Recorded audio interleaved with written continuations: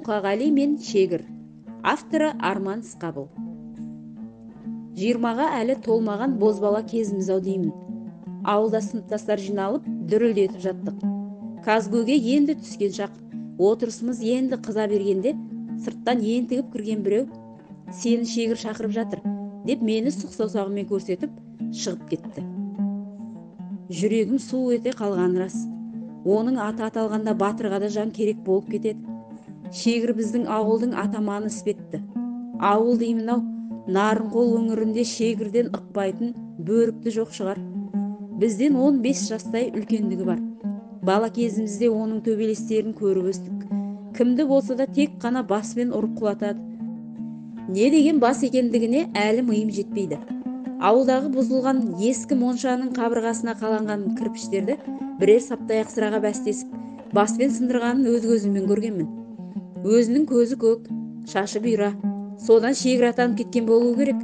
Азан шақырып қойылған аты Нұрым. Сол Нұрекең шақырып тұр деген соң, амал жоқ шықтым. Қараңғыда қақпаның сыртында тұр екен. Аздап қызулау сияқты. Амандықсыз бірден сұрақты төтесінен қойды. "Жазушының оқуына түсіп келген сен бе?" "Жазушы емес, журналистің оқуы." "Маған бәрібір. Өлең оқушы ма едің?" Менің жауабымды күтпестен қойнынан жұқа ғана бір кітапты шығарып, жарық түсіп тұрған сәкі жаққа беттеді. Шегірден басқаны күтсем де, мұндайды күтпеп едім. Аң-таң болып артынан ердім. Кітап Мұқағалидың "Қарлығашым келдің бе" деген жинағы екен. Шегір жарты сағаттай өлең оқыды. Және де қолындағы кітабын ашпаған күйі жат қайтты. Жатқа оқитыны бар кітапты неге көтеріп жүр? Бұл менің ойым. Біраздан соң орнынан тұрып, кітабын маған ұсынды. "Мақтанды деме. Мына жазылғанның өтірігі жоқ.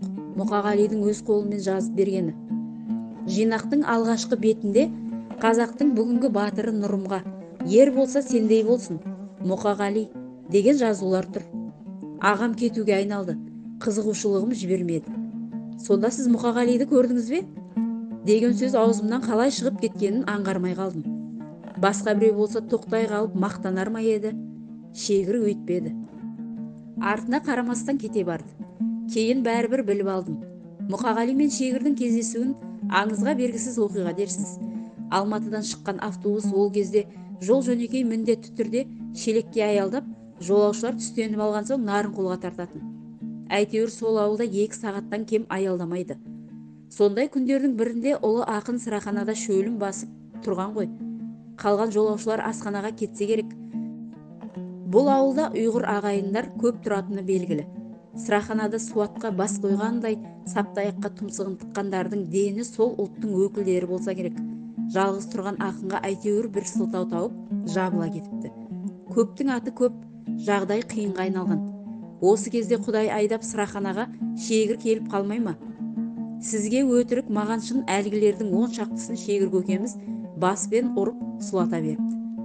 Мынадай жойқын қазақты көрген Мұқағали көкеміз толқынысын жасыра алмай көзіне жас алыпты деседі.